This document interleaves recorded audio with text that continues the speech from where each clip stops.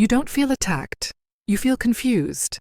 Something about this person leaves you drained, doubting yourself, and quietly ashamed, even though you can't point to a single obvious crime. That's because the most dangerous narcissism doesn't look loud or arrogant. It hides behind politeness, vulnerability, and reason. In this video, you will learn how a covert narcissist really thinks. Not what they say, not how they appear, but the internal logic that drives their behavior.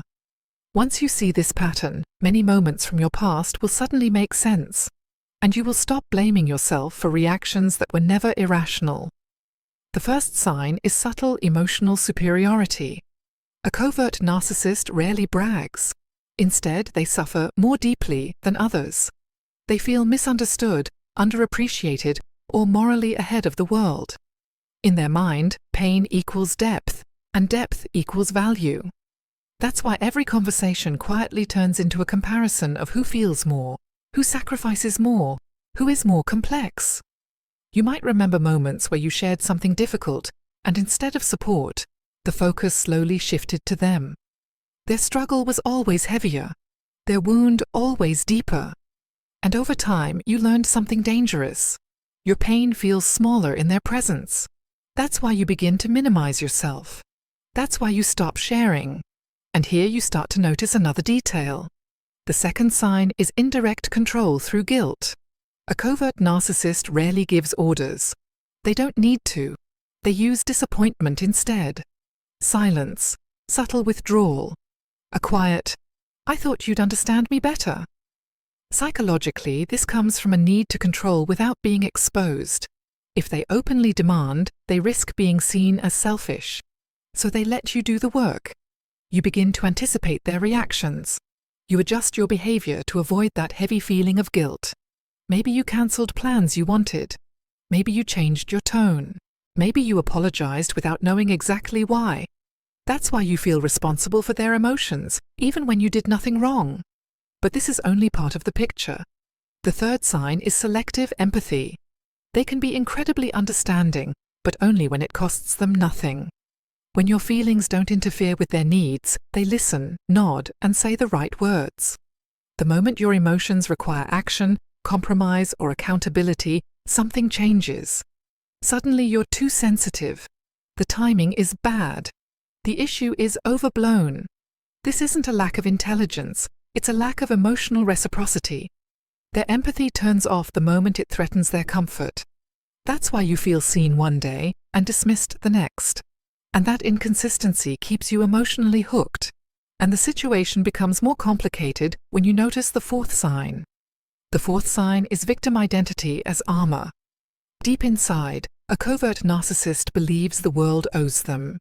They see themselves as someone who was overlooked, mistreated, or never fully chosen. This belief protects them from self-reflection. If they are always the victim, they are never responsible. Any conflict becomes proof that others are unfair. Any boundary you set becomes an attack. You might have noticed how quickly they turn hurt when confronted. How your calm explanation suddenly becomes cruelty in their narrative. That's why you feel cruel for standing up for yourself. Because they wear vulnerability like a shield. And then, quietly, another pattern emerges. The fifth sign is identity erosion. Over time, being around a covert narcissist makes you lose clarity about who you are. Not because they insult you directly, but because your reality is constantly questioned. They reinterpret events. They remember conversations differently.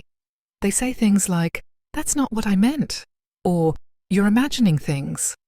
Psychologically, this protects their fragile self-image. If reality bends, they never have to face discomfort.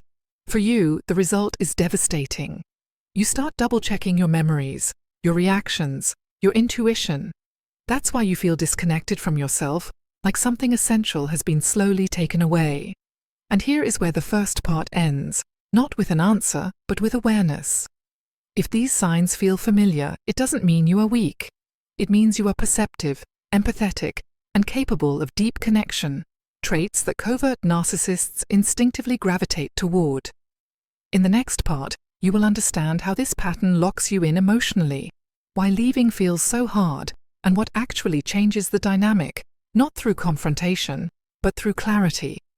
When you're ready, say, continue. What keeps you trapped is not love, it's not loyalty, and it's not hope in the way you think. It's confusion mixed with intermittent relief, and that combination is powerful. The sixth sign is emotional unpredictability disguised as depth. A covert narcissist often appears moody, withdrawn, or hard to read. They frame this as complexity, as if their inner world is simply too rich to be consistent. Psychologically, this unpredictability serves one function. It keeps you focused on them. When affection and coldness alternate without clear reason, your nervous system stays alert. You start searching for patterns. You replay conversations. You ask yourself what you did differently this time. Maybe one day they're warm, attentive, even gentle. The next day they're distant, critical, or emotionally unavailable, without explanation. That's why you feel anxious even during calm moments, because stability never lasts long enough to feel safe. And then you notice something else. The seventh sign is moral positioning. A covert narcissist often sees themselves as the reasonable one, the mature one, the ethical one. They don't attack, they correct. They don't insult, they explain. This gives them a sense of superiority without aggression. Any disagreement becomes proof that you are immature, reactive, or lacking awareness. You might remember moments where you expressed frustration only to be told you were being dramatic, unfair, or emotionally unstable. Calmly, politely, with a soft voice. That's why you end up doubting not just your emotions, but your character. You start asking, am I the problem? Even when your needs are basic. And here the pattern tightens. The eighth sign is attachment through rescue. At some point you likely felt needed, truly needed. They opened up, shared their wounds, let you see their sadness, their fear, their sense of being broken. This creates a bond that feels meaningful. You're not just a partner or a child or a friend, you're a safe place, a stabilizer, someone who understands them like no one else. Psychologically, this secures attachment without equality. You become the emotional caretaker while they remain the center.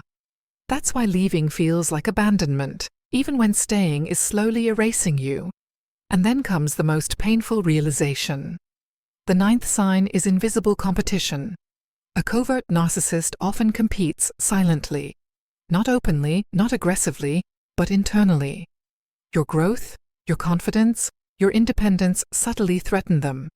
They may discourage without forbidding, minimize without insulting, support you verbally while emotionally withdrawing when you succeed. You might notice how your achievements are acknowledged briefly, then overshadowed, or how your confidence seems to create distance instead of closeness. That's why you feel smaller the more you try to become yourself, because your strength disrupts the balance they rely on. Now listen carefully. None of this means they are evil. It means their sense of self is fragile, built on comparison, control, and emotional positioning. And here is the insight that changes everything. A covert narcissist does not connect. They regulate. They don't relate to you to share life. They relate to you to stabilize their inner world. Your reactions, your guilt, your patience, your self-doubt, all of it helps them feel grounded. Once you see this, the confusion lifts. Their behavior stops being personal, and your self-blame begins to dissolve.